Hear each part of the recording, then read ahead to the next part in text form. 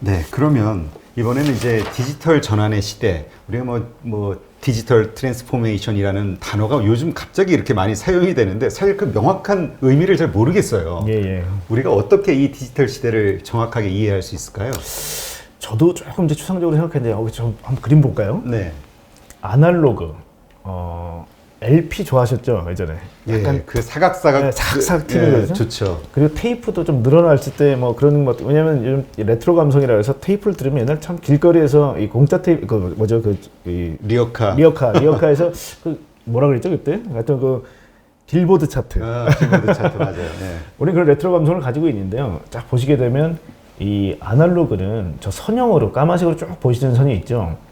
예를 들면 뭐 이 자기장의 힘이라든지 뭐 이런 사실 자연의 힘을 가지고 만들었던 게 아날로그라면 테이프도 사실 화학적 성질을 가지고 감광지.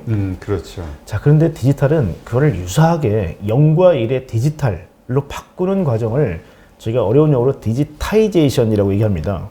즉 아날로그의 선형을 저런 0과 1의 조금 딱딱한 저는 0과 1의 어떤 함수로 바꾸는 과정이 디지타이제이션이었고요. 그 옆에 보시게 되면 우리 LP, 카세트 시대에서 계속 성장을 하다가 결국은 이제 디지털화 되면서 CD하고 DVD가 나오기 시작하죠. 이건 저장 매체입니다. 네. 근데 저게 훨씬 더 통신 속도가 빨라지고 또 저장 매체가 클라우드화 되면서 스트리밍이 가능해졌죠. 그 인더스트리를 보시게 되면 상당히 크게 바뀌고 있는 모습을 보실 수 있습니다. 이 산업 자체가 이 디지털 때문에 바뀌는 거죠. 자, 디지털 트랜스포메이션은요, 즉 아까 말씀 디지타이제이션 이후에 보시게 되면 디지탈라이제이션이 들어옵니다.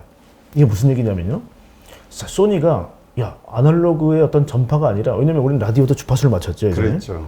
근데 디지탈라이제이션이 되다 보니까 모든 디바이스를 다 디지털화 시킬 때 가장 빨리 성공한 게 소니입니다. 각각의 디바이스를 다 따로 만들었어요. 네. 그래서 크게 성공했죠. 자, 그런데 디지털의 특성에 대해서 아주 깊게 보지 못했던 것 같아요. 간과했던 게 뭐냐면 컨버전스입니다. 융복합. 근데 이걸 성공시킨 게 2007년도에 스티븐 잡스였어요. 모든 디바이스들을 아이폰에 다 집어넣어 버렸죠. 자, 이게 그러면 얼마나 무서운 얘기냐면 이게 디지털라이제이션입니다, 여기까지가. 자, 옆에 오른쪽 차트를 보시면요, 납작하게 보이시는 게 우리가 옛날 필름 카메라라고 얘기하는 아날로그 카메라입니다. 자, 그런데 약간 까만색으로 디지털 카메라가 들어오죠. 네. 저때 소니나 아니면 이제 니콘이라든지 캐논처럼 DSLR에 성공한 기업들은 얼마나 행복했겠어요. 아이, 그렇죠. 바보 같은 녀석들 디지털 시대를 몰라봤구만. 자, 근데 조금씩 잘하고 있던 게 뭐죠? 스마트폰입니다. 스마트폰에. 네, 굉장히 큰 화소를 가지고 많은 기기들이 들어오는데, 여기서 저희가 잘 생각해야 되는 게 뭐냐면 융복합은 뭐 제대로 살아라라는 어떤 덕담이 아닙니다. 안 하면 죽습니다. 수많은 디바이스들이 사라졌어요. 그러니까 결국은 아이폰 하나가 모든 것들을 다 흡수했고요. 저희가 유튜브를 할 수 있는 것도 만약에 옛날 방송이었다면 해외 송출하려면 어마어마한 중계 장비가 필요했겠죠. 그렇죠. 그리고 카메라 시스템, 스튜디오, 근데 굉장히 간단하게 할 수 있고요. 그래도 이 815 같은 경우는 시스템이 잘 되어 있지만 만약 우리가 개인이 스마트폰으로 만들려고 해도 만들 수 있습니다. 그렇죠. 그만큼 저희가 디지털라이제이션이라는 것은 혁신적인 변화를 이끌었고요. 자, 그러면 디지털 트랜스포메이션은 과연 뭐냐? 이런 디지털라이제이션의 기반 위에 버려졌던 것들이 있어요. 그게 바로 데이터입니다. 자, 로그 데이터라는 게 뭐냐면요, 시간과 모든 사람들의 행위가 매칭돼서 나타나는 신호들입니다. 근데 이게 계속 생성되죠. 제가 지금 이 시간에 지금 이 진행하고 있는 것도 시간마다 뭔가 저의 행위가 켜켜이 쌓이고 있죠. 네, 그렇죠. 근데 지금까지 다 버리고 있었습니다, 이걸. 근데 이 데이터들을 모을 수 있을 정도로 충분한 저희가 이 클라우드라는 게 생겨났고요. 여기 데이터들이 다 모입니다. 95%는 다크 데이터, 버릴 수밖에 없는 쓸데없는 데이터인데요. 5%는 보석입니다. 그것들을 딥러닝하기 시작하고요. 그래서 데이터라는 게 우리가 보통 4V라고 해서 볼륨이라든지 velocity, variety, 그 다음에 velocity, 즉 양, 속도, 다양성, 정확성이라는 게 개런티가 되면 데이터라는 게 의미를 갖고요. 그래서 저희가 5V라고 얘기하면 가치까지 들어가는데요. 이게 지금 생성되는 게요, 2020년 각각 사람들이 몇 초마다 생성하는 데이터 양이 1.7 메가바이트인데, 사실 이게 앞으로 다 모이게 되면요, 인류가 수천 년 동안 모았던 모든 고서적들을 전부 다 저기 넣어도요, 이제는 몇 분 만에 완성됩니다. 그리고 이런 유튜브의 어떤 이 동영상 트래픽은 엄청난 데이터들이 많이 들어가기 때문에, 그렇죠, 이걸 비정형 데이터라고 얘기하거든요. 이 비정형 데이터에 쏟아지는 양이 어마어마합니다. 자, 그럼 이 데이터를 가공하는 게 바로 옆에 단계인데요. 데이터 소스를 정형, 비정형. 저희가 보통 정형이라 그러면 저희가 뭐 ERP 시스템 같이 딱 시스템화돼서 차곡차곡 데이터가 떨어지는 거고요. 나머지는 이렇게 저희가 얘기를 하거나 저희 대화를 만약에 실시간으로 전부 다 요즘 유튜브 같은 경우는 밑에 자막 처리가 다 되죠. 자동으로. 네네. 이렇게 돼서 모인다 그러면 이것도 전부 다 데이터화 될 수 있다는 얘기죠. 네. 이런 것들이 전 세계 대화들이 전부 다 데이터화 된다고 생각해 보세요. 어마어마한 데이터가 생깁니다. 그렇죠. 그걸 또 패턴화 시킨다. 이러면 활용을 다 할 수 있다는 거기 때문에 이게 바로 디지털 트랜스포메이션의 핵심이고요. 또 하나는 뭐냐면요. 이런 부분이 있어요. 아날로그 데이터는 예를 들어 바람, 온도, 압력, 수증기 양 등등 많은 데이터들이 비정형 데이터가 있는데 센서라는 게 어떤 걸까요? 센서. 데이터를 감지하는? 감지해서 디지털화 시켜줍니다. 모든 자연현상을 디지털화 시켜줍니다. 그래서 최근에 센서 기술이 굉장히 각광을 받고 있는 거예요. 세계 제1의 자동차 부품 업체인 로버트 보쉬가 MEMS 센서의 세계 1위가 되겠다고 천명을 했습니다. 왜냐? 모든 아날로그 데이터를 디지털화 시켜주겠다는 겁니다. 예를 들면 자동차에서 우리 오바이트 했다는 얘기 좀 하잖아요, 예전에. 그게 라디에이터에서 막 물 끓여가지고 수증기 막 올라올 때. 네네. 자, 근데 그것들을 이제 보통 서머스탯이라는 걸 집어넣어서 100도 이상의 온도가 되면 밸브가 기계적으로 열리는 겁니다. 근데 그걸 센싱을 하게 되면 100도 가까이 되면 디지털 센서가 결국은 워닝을 주고 자동으로 잡아도 처리를 되게 만들어요. 네. 그러니까 결국은 지금까지 결국 아날로그식 기계식을 전부 다 디지털화 시키는 게 센서거든요. 네. 굉장히 센서가 많이 발달하고 있고요. 자, 또 하나가 뭐냐면 우리 클라우드라고 들어보셨죠? 네네. 클라우드가 단순히 데이터를 저장하는 스토리지가 아닙니다. 어떤 또 다른 역할이 있나요? 그렇죠. 옆에 한번 보실까요? 이 아마존 웹 서비스의 저희가 다양한 서비스라고 보는 게 이 부분인데요. 네. 아마 AWS 들어가서 보시면 자 분석, 그 다음에 여기 보시면 뭐 게임 기술, 컨테이너, 블록체인 들어가 있죠. 그 다음에 로보틱스 들어가 있죠. 인공위성도 들어가 있죠. 이게 도대체 뭔가 싶지 않으세요?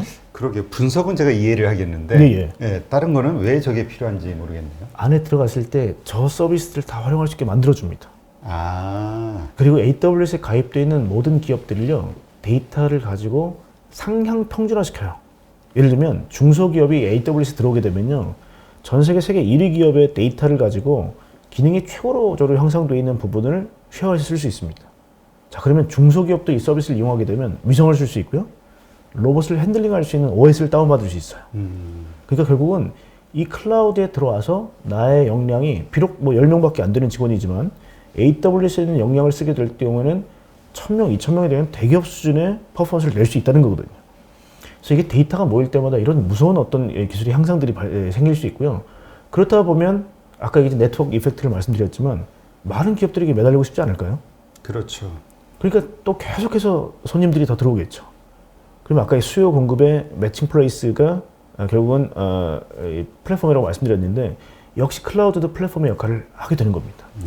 그래서 왜 아마존의 64%가 AWS 수익이 나와요.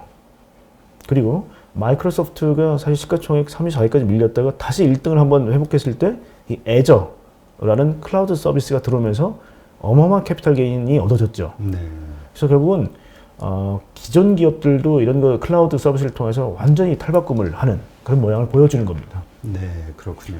자, 디지털 트랜스포메이션을 아마 좀 이해가 안 가신다 그러면 저희가 뭐 테슬라 요즘 얘기 많이 합니다만은 테슬라는 이제 오토파일럿이라는 기능이 있으면서요, 도로에서 데이터들을 계속 물어와요. 그러니까 지금 자동차는 그 못 하거든요. 근데 테슬라는 이런 거죠.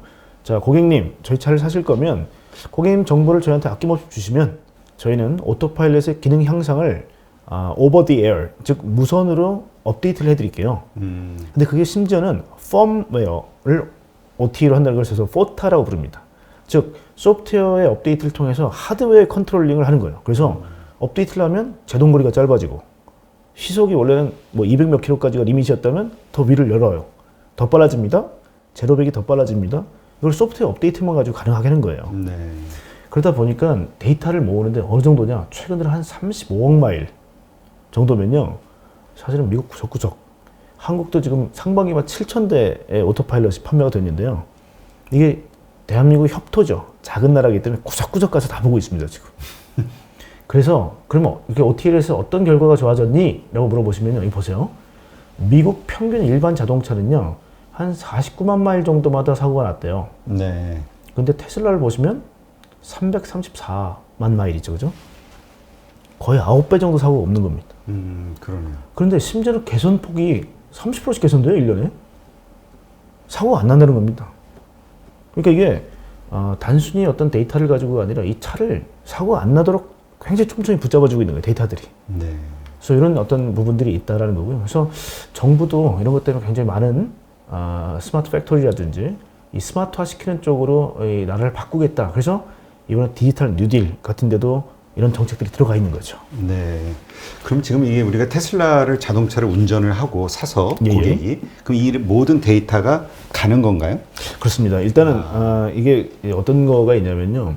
왜냐면 이제 처음부터 옵션을 할 때 오토파일럿하고 최근에 이제 FSD라고 Full Self Driving이라는 기능이 이제 분리가 좀 됐습니다. 예전에 네. 처음에 처음에 혼재가 돼 있다가 분리가 됐는데 Full Self Driving을 사용을 하려면 자동차들이 데이터를 계속 걔들은 이걸 빅데이터를 하고 이걸 딥러닝 시켜서 패턴화 시켜서 사고가 안 나도록 다시 주입을 시켜주는 게 도조라는 시스템입니다. 도조가 일본말로 도장이라는 뜻인데요. 태권 도장, 유도 도장처럼 연마와 단련의 장이에요.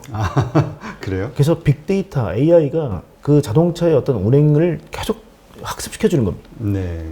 그래서 주는 게 결국은 내 차가 더 똑똑해지기 위해서 사실 계약을 하는 거죠. 그래서 이 부분은 사실은 다른 부분들이 예를 들면 현대차를 사시는 분이 일거수일투족 나의 어떤 행동 반경이 다 그치. 기록된다면 안 하실 거 아니에요. 좀 찜찜하죠. 그래서 아까 팬덤 이코노미라고 제가 말씀드렸던 부분이 바로 이런 데 적용됩니다. 테슬라는 테슬라는 믿을 수 믿어. 있어. 테슬라는 나 믿어. 그리고 내 정보가 소중하게 사용된다면 굉장히 적극적이세요. 네. 심지어는 레벨 2 단계라는 거는 사고가 나면 운전자가 책임지세요라는 건데 그래 내가 책임질게 하고 자율주행을 하고 있는 거예요. 굉장한 팬덤입니다. 이 목숨까지 건 팬덤이죠. 그러게 좀 만만치 않을 것 같은데 도로에서. 그래서 테슬라가 가는 방향이 옳다라고 생각하지만 그 누구도 흉내를 내기가 좀 어려운 부분이 있습니다. 왜냐하면 그 팬덤이 이미 형성됐고요. 커피 전문점이 그렇게 많은데 왜 스타벅스만 그렇게 팬덤이 있을까요? 그러게요. 그러니까 그런 부분이 저희가 따라가는 입장에서는 굉장히 좀 어려운 부분이기도 하거든요. 그 우리가 니콜라에 대해서 잠깐 그런 기대를 가졌다가 바로 실망했잖아요. 그 사퇴하면서. 그렇죠. 맞습니다. 근데 그게 한편으로는 해프닝으로 끝났지만 또 한편으로는 30조가 넘었어요 당시. 그러면 아까 저희가 요구 수익률에서 성장률을 빼는 게 분모라고 말씀드렸죠. 주가를 결정하는. 그럼 쥐의 성장을 얼마나 크게 봤다는 겁니까? 그렇죠. 그리고 니콜라라는 부분에서도 상당히 수소라는 건 또 큰 축의 하나이기 때문에 야 미국을 대표하는 수소 기업이면 내가 일단 초기 단계에 돈 확 넣어서 이게 지금 30조지만 이게 뭐 60조, 100조가 되는 걸 보겠다는 생각들을 가지고 들어오셨던 거거든요. 그래서 하여튼 미국이라는 시장은 참 희한한 시장인 것 같아요. 그리고 또 부럽습니다, 많이. 그렇죠. 네. 아무래도 그 패권국이다 보니까 미국에서 1등하면 세계 1등이 되니까 자연스럽게 퍼질 수가 있고. 그리고 또 하나 이런 거 있죠. 지금 많은 이제 투자자들이 외국인 투자들이 11월부터 뭐 거의 한 470포인트 이상을 외국인들이 끌어올렸거든요. 네. 그럼 그 외국인들은 어떤 외국인들일까 생각해보면 지난 10년 동안 DM, 즉 선진 시장에서 이런 변화들을 목도했던 분입니다. 계속 봐왔던 분들이 이머징 마켓으로 넘어온 거잖아요. 그렇죠. 그러면 과연 여기서는 이머징스러운 기업들을 투자할까?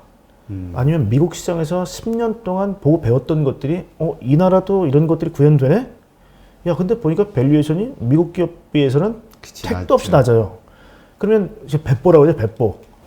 그러면 한국 투자들하고 외국 투자들하고 배보가 같겠습니까? 그쪽이 훨씬 크죠. 그래서 저희 생각에는 이 다음에 뭐 주가가 3천이 끝입니까? 뭐 4천이 끝입니까? 라고 얘기했을 때 저희가 참 잘 모르겠어요 라고 대답드리는 부분이 뭐냐면 이 기술에 대한 평가를 미국인 잣대로 볼 거냐, 일본인 잣대로 볼 거냐, 한국인 잣대로 볼 거냐에서 굉장히 유동적입니다. 특히 한국의 시가총액도 상당히 크게 변했죠. 그렇죠. 왜냐하면 이 안에 보시게 되면 이제 미래 기술에 대한 부분들이 굉장히 많이 녹아 있어요. 네. 예를 들면 10대 기업에 반도체 기업이 3개가 들어가 있습니다. 삼성전자, 우선주, 하이닉스. 그다음에 이거는 이제 결국은 아까 얘기했던 디지털 트랜스포메이션의 핵심입니다. 네. 그다음 또 이제 바이오 같은 경우는 우리가 CMO 같은 경우는 약간 TSMC하고 비슷하게 기술만 있으면 만들어줄게라고 하기 때문에 약간 좀 다른 부분이고요. 또 하나가 배터리입니다. LG 화학하고 삼성 SDI. 이 두 개 배터리 기업은 사실은 그린, 그 다음에 디지털이라는 거는 디지털의 자유는 배터리가 얼마나 오랫동안 항속거리를 만들어내고 로봇의 운동의 시간을 결정하느냐, 이게 자유하고 연결이 되어 있습니다. 그 다음에 또 하나가 뭐냐면 아까 말씀드렸던 세계 10대 시가총액의 7개가 플랫폼 기업이라고 말씀드렸죠. 유럽은 다 구글 때문에 잃었죠, 이쪽 부분을. 근데 한국은 굉장히 대견하게도 네이버하고 카카오가 있습니다. 이쪽 밸류에이션 어떻게 받을 거냐. 나머지가 이제 모빌리티입니다. 이 두 개의 교집합. 자동차가 이제는 모빌리티라는 이름 좀 바뀌고 있는데요. 그게 지금 시가총액 10위를 구성하고 있거든요. 그래서 한국도 상당히 미래지향적으로 시가총액 상위사가 재편되고 있습니다. 그렇기 때문에 한국에 대한 밸류를 외국인들이 어떻게 바라볼까가 앞으로 개인 투자자분들은 굉장히 저가에 많이 사셨기 때문에 저는 약간 위너라고 봅니다, 지금. 조금 즐기셔도 된다. 왜냐? 이 외국인들이 이 시총 상위사 기업들을 미국의 절반의 절반만큼 봐줘도 업사이드가 굉장히 커요. 그렇죠. 그런 부분들이 앞으로 좀 인문학적 소양도 좀 있어야 되고 기술적인 부분에 대한 이해도 필요하다는 말씀을 드리는 게 어떻게 보느냐에 따라서 정말 우리의 리밋이 풀릴 수 있다는 생각도 들거든요. 네. 그래서 사실 이번에 현대차가 다시 재조명을 받으면서 큰 상승을 이뤘잖아요. 네, 맞습니다. 예, 예. 근데 그런 부분은 어떻게 보시나요? 아까도 말씀하셨듯이 이제 데이터가 중요하고, 근데 데이터를 모으는 데는 많은 시간과 노력이 필요하잖아요. 후발주자인 현대차가 과연 테슬라와 경쟁할 만한 그런 경쟁력을 빠른 시간 내에 갖출 수 있을까? 이런 질문. 그래서 지난 5년을 제가 잃어버린 5년이라고 표현을 합니다. 왜냐면 너무 오랜 기간 동안 의사 판단을 못하고 좀 주저했던 부분이 있고요. 하지만 최근 들어 아마 현기증 날 정도로 기사들이 쏟아 나오시는 걸 느끼실 거예요. 저는 이제 그 부분이 한국의 이제 빨리빨리 문화, 그 다음에 현대가 현대스러움을 다시 회복하고 있다라고 저는 표현을 하고 있는데요. 한국의 기술적 이해도가 상당히 빠릅니다. 특히 유럽의 전통적인 뭐 피아트 크라이슬러나 아니 푸조 시트로엔 같은 업체에 비해서는 월등히 기술에 대한 이해도가 빠릅니다. 특히 일본의 도요타, 혼다, 닛산, 스즈키, 마루타, 마루티는 아니고요. 스즈키하고 마스다 같은 업체들이 주가가 지난 2년 동안 마이너스 흐름이 나타나고 있습니다. 예. 이 좋은 주식시장에. 그게 뭐냐면 기술에 대한 이해도, 그 다음에 행위, 즉 변화되겠다는 의지 이런 것들이 굉장히 우리부터 박약해요. 그래서 현대가 일단은 이제 좀 바꿔 나가고 있는데요. 잠깐 다시 한번 차트 한번 볼까요? 자, 이번에 코로나를 통해서 느꼈던 게 뭐냐면 O2O입니다. 굉장히 거대 담론이기 때문에 이 부분 조금 집중을 하셔야 될 것 같아요. 자, 온라인이라는 거는 뭘까요? 온디맨드로 우리가 사람의 욕구는요, 아무리 소셜 디스턴싱이 있어도 변하지 않더라고요. 이 머슬로의 욕구 5단계라는 게 있고, 자아실현까지 따지게 되면 8단계가 있는데요. 아무리 집에 갇혀 있어도 저 욕구는 안 변해요. 하고 싶은 건 다 해야 돼요. 맞습니다. 근데 그거를 온디맨드, 즉 온라인을 통해서 하더란 말이에요. 그게 결국 이 부분입니다. 온라인. 그래서 아까 제가 말씀드렸던 부분들이 상당히 많은 것들이 들어가 있죠 안에. AI라든지 빅데이터, 뭐 핀테크, 이게 전부 다 온라인에 해당되는 부분이라면, 그래서 대표적 기업들입니다. 아마 다 유명한 기업들이죠, 온라인이. 네. 자, 2는 연결을 의미합니다. 5G, 포스트 5G, 아니면 페이먼트 시스템, 돈은 활발하게 움직이죠. 자, 그럼 오프라인인데 아무리 저희가 가상 공간, 사이버 세계에서 주문을 넣어도 물리적 영역에서 누군가 배송을 하고 패키징을 하고 우리 집 문 앞까지 갖다 줘야 되지 않겠습니까? 그렇죠. 자, 그런데 이게 수요 공급이 워낙 다변하다 보니까 새로 만든 시스템이 뭐냐? 긱 이코노미입니다. 예를 들면, 야, 이게 수요가 갑자기 몰렸네? 그러면, 야, 아르바이트로 잠깐 일해줄 수 없어? 그때 내가 돈 줄게. 이게 우버. 그 다음에 아마존도 마찬가지고요. 우리 쿠팡도 마찬가지입니다. 그렇게 했는데, 이게 저는 이제 휴먼 노이즈라고 표현을 하는데 뭐냐면, 사람의 이 노동을 했던 마지막 시대에 나타났던 현상들. 뭐냐? 야, 나는 똑같이 풀타임으로 일했더니, 고정급을 받는 쪽보다 훨씬 못해, 내가. 4대 보험도 안 들어줘. 불만이 생기죠. 그렇죠. 자, 그러다 보니까 캘리포니아도 우버 불법이야. 너 지금 고용주, 너 이게 보험 다 해줘. 이게 원래 생각했던 기업 이코노미들은 안 가는 겁니다. 제도나 아니면 이런 것들이 전부 다 이걸 못하도록 막는 거죠. 자, 그러면 자본가의 입장에는 그럼 어떻게 하시겠어요?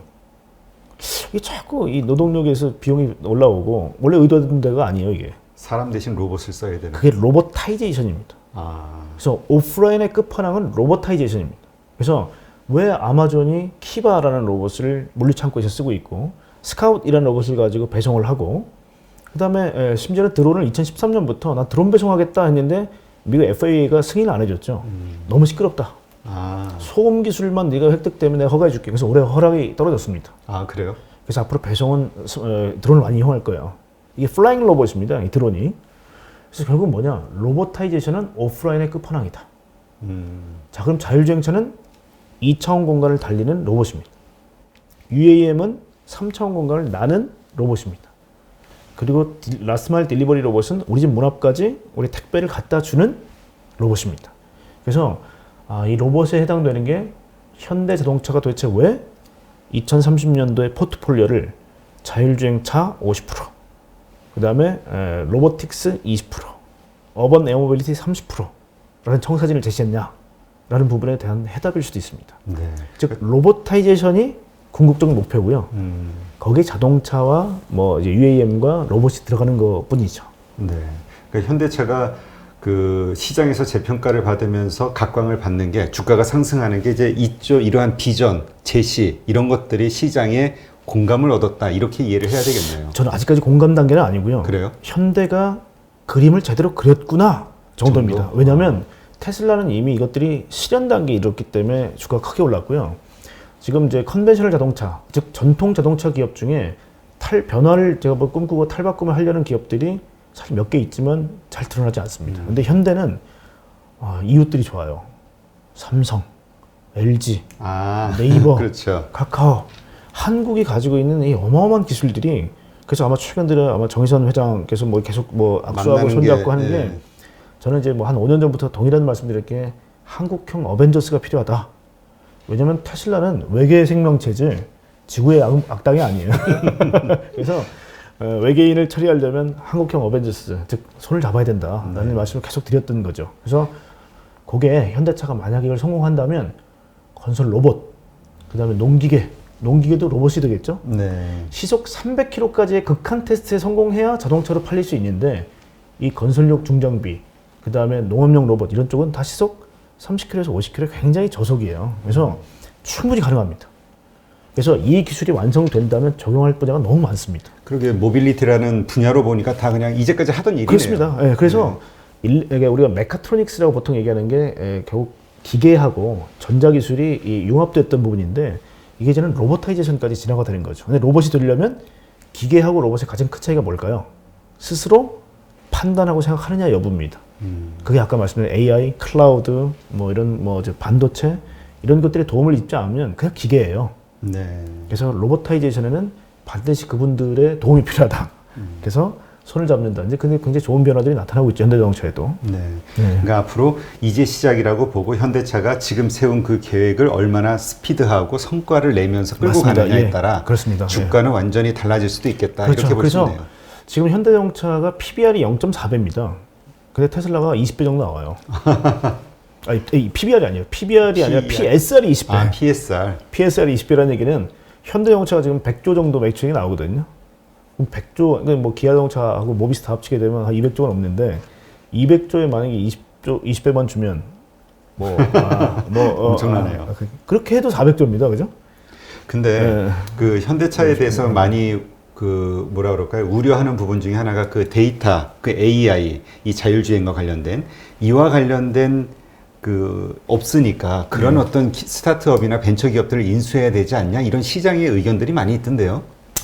근데 한국의 AI가 아직까지는 이제 뭐 데이터 3법도 이번에 나왔지만 사실 레귤레이션을 가지고 못하게 했던 부분도 많고요. 현대도 지금 이제 자동차에서 이제 큰 변화, 이거 참 제가 차트를 한번 볼 수 있을까요? 자, 이렇게 한번 보시면 차트를 좀 보여드릴게요. 자동차는 이제 케이스라 그래서요. 커넥티비티, 그러니까 즉 초연결입니다. 네. 그 다음에 A, 오토노머스, 자율주행. 여기는 이제 인지 판단 제어의 세 가지 기술이 들어가고요. 쉐어드 앤 서비스, 공유 경제인데 이 공유 경제도 굉장히 기술 기반입니다. 테슬라 네트워크라는 회사가 바로 여기서 들어올 거고요. 그 다음에 일렉트리피케이션, 즉 전동화. 자, 이렇게 보셔도 하나하나가 다 만만치 않죠. 근데 이게 동시다발적으로 옵니다. 그래서 현대가 특히 이제 A하고 C가 돼야 아까 말씀하셨지만 빅데이터들이 모이는 거는 커넥티비티가 돼야 되거든요. 네. 근데 그러면 아까 저희가 이제 전 방송에서 센서가 아날로그에 대한 신호를 디지털로 만들어주는 역할을 하는 게 센서다라는 말씀을 드렸죠. 네네. 그 센서가 자율주행차가 스스로 움직이게 만드는 데이터를 계속 모으는 역할을 합니다. 그리고 그 모인 데이터를 클라우드에 저장을 하고요. 계속 학습을 시켜요. 그래서 다시 통신을 통해서 저희 차에 쏴줘야 돼요. 자, 근데 지금까지 못하게 막았던 부분이 많았고요. 이 기술을 현대가 해본 적이 없어요. 그래서 2.4조를 들여서 미국에 있는 앱티브라는 회사하고 조인트 벤처를 만들었죠. 네. 왜냐면 스마트 비클 아키텍처라는 거를 하고 있습니다. 이 앱티브라는 회사가요. 델파이의 자율주행 사업 부분만 따로 독립한 회사입니다. 그래서 GM과 상당히 오랜 기간 동안 자율주행에 대해서 공부를 했던 기업이에요. 그래서 이쪽, 그 다음에 현대자동차가 지금 최근에 네이버하고 손잡았죠. 네. 데이터에 대한 부분이 분명히 욕심이 난다는 겁니다. 그래서 현대가 스스로 하기는 굉장히 어려운 게 뭐냐면 남양연구소가 단일 연구소로는 세계에서 최대 회사입니다. 연구소입니다. 12,000명. 다 기계공학을 전공한 분들. 구경제. 그렇죠. 그래서 그분들을 UAM과 로봇으로 잡아도 계속 재교육을 시켜야 된다고 저는 말씀을 좀 드리고 있고요. 그 다음에 소프트웨어라든지 이 AI 같은 경우는 사실 해본 분이 없습니다.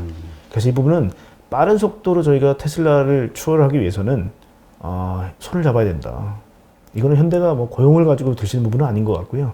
새로운 회사들과 계속 제가 봐도 그렇죠. 연합을 해야 됩니다.